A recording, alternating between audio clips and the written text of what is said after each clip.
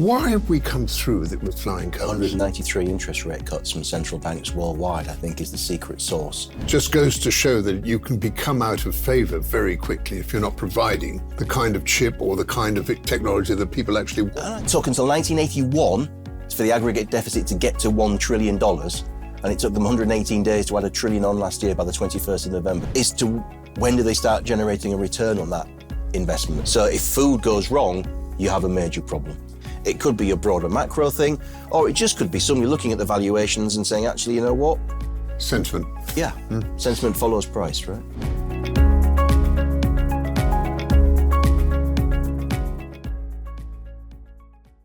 (2024) was an incredible year. 70 general elections, inflation issues, problems with Ukraine, problems in the Middle East, all kinds of things. Why have we come through with flying colours? 193 interest rate cuts from central banks worldwide, I think, is the secret sauce. And ultimately, it's one of those weird years where the consensus got it right. And as a Yorkshireman, and therefore a natural pit-up member of the awkward squad, I tend to be going off in the opposite direction. So it probably wasn't my best year, if the complete truth be told, even though you could argue that making money was, in some ways, relatively straightforward. But I think the consensus of cooling inflation, fairly steady Eddie economic growth, certainly no recession, and therefore interest rate cuts worked out absolutely perfectly. The uncanny thing is markets are expecting the exact same thing in 2025, which is, I guess, going to be a separate story. Well, again, that's something to come on to, but let's just talk about interest rates just for a second. Clearly, the basis of Treasury ministers' decisions and all the rest of it. I think this is, the way that Intel fell out of bed this year, down over 50%, just goes to show that you can become out of favour very quickly if you're not providing the kind of chip or the kind of technology that people actually want. And I think that's the lesson of technology particularly, but in that the winners that we see don't stay the winners forever. 5 years ago, Nvidia was a pretty decent provider of silicon chips for video games. Jensen Huang's done an amazing job. But equally, you're going all the way back. $3 trillion company. That's the thing. In the 1970s, we'd have been talking about IBM as being absolute king of the world with mainframes. Then you got the bunch companies, then you got supercomputers, microcomputers, then you got Windows and Intel, then you got Nokia, then you got smartphones, then you got... So things do continue to develop. And so the danger that you leave yourself exposed to by paying really high valuations for these things, as at some stage, the disruptors are disrupted by the next generation. And so when that happens, the trick is nobody knows. And for the moment, Nvidia's got the most phenomenal market position. Betting against it from a business perspective looks very hard. From a valuation perspective, it won't.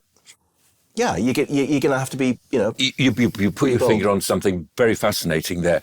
As ever, when it's hardest to see what's going to go wrong, it's when it's most tempting to buy them. But they are now a third of the US equity market, a fifth of the FTSE all world. We've seen similarly imbalanced markets before in the late 60s, the mid 70s, the late 90s, and they, in the end, they don't end well, but you don't know again when the music's going to stop. So I can see those flows continuing for some time to come, just because at the moment it's working and it's very hard to see what's going to make it break. But at some stage, if history's any guide, valuations will, weight stops racehorses and trains, and valuation eventually stops equities. It's just, but nobody quite knows when. But when you think that companies like Walmart up 70% last year, unbelievable. And then if you strip out Abercrombie and Fitch and maybe Nordstrom and one or two others, I can't see retail being a sector being very exciting in America, or do you think that's unreasonable? There is clear signs of stress in the US consumer in the sort of bottom third of earnings. You are seeing credit card delinquencies start to move up. So there are some signs of stress there. There are some signs that the labour market is showing a little bit of softness, but nothing particularly dramatic. Where aren't people looking right now in terms of equity markets? They're not looking at commodity players particularly. They're not looking at oil. They're not looking at miners. So if you want to be a real member of the fully paid up awkward squad, then that's probably where you'd perhaps be tempted to start to look. And if you do believe that there is incipient inflation around the corner, then a bit of the hard stuff and real stuff might be one possible way. Again, particularly if the 1970s are a guide, but again, knowing that the past isn't strictly defence with the world in turmoil. Well, just to sort of move on slightly from the situation is that I wanted to ask you about China and India. Basically, from an investment perspective, the ETFs. China's off the boil, 4.6% GDP, 7% we understand India is. Do you think the world of international investment will get more sucked into those two?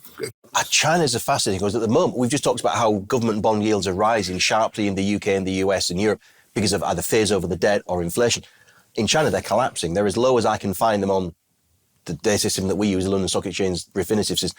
2-year yields at 1%, 10-year yields at 1.6. That's kind of smacking of debt deflation or a really big slowdown, and interest rate cuts are coming to try and prop the thing up. So there's clear challenges in China, which has been through 2 big debt-fueled busts, speculative booms and busts, equities, and now property in the last 10 years.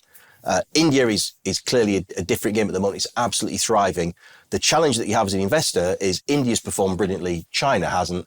India doesn't look terribly cheap, China does.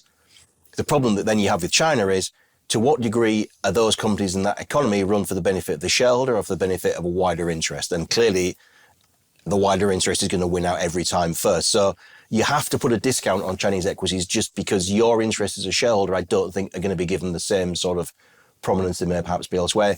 India, there's some fantastic companies, and everybody always tells me that India is expensive, and it's no different now, but it has had a thumping run, and you would maybe a little bit concerned that there's a lot of good news in the shop window at the moment. It's interesting, actually, Russ, just to say that the US debt, I mean, very roughly in the last 18 months, I think up from 26 trillion to 34 trillion. I can tell you it went up $1 trillion in 118 days last year. It's outrageous. Which it took until 1981 for the aggregate deficit to get to $1 trillion.